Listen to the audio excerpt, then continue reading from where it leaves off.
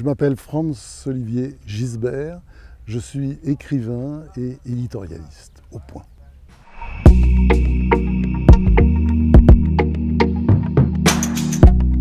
Aujourd'hui au CK, je suis venu parler de l'audace.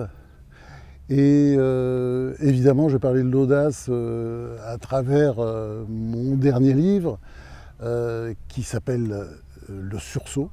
C'est le premier tome de l'histoire intime de la Ve République, dont je vais publier le deuxième tome en octobre.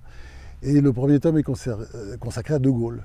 Et De Gaulle, effectivement, incarne cette audace. Mais je parlerai aussi, évidemment, en introduction, d'autres personnages que j'ai pu rencontrer. Vous savez, l'audace, c'est une qualité que tout le monde doit avoir.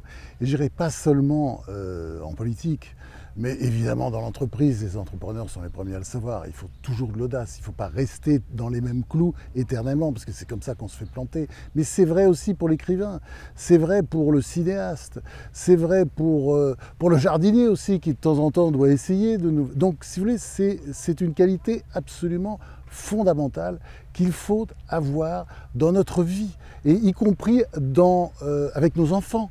Il faut leur apprendre. Vous voyez, la grande chose, c'est cette grande formule, c'est la formule du Christ, mais elle devrait être imprimée sur tous les frontons. N'ayez pas peur, n'ayons pas peur, il ne faut jamais avoir peur.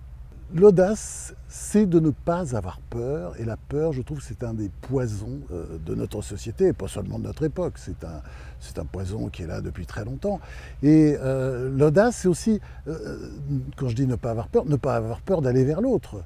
L'audace, ça peut être aussi la générosité.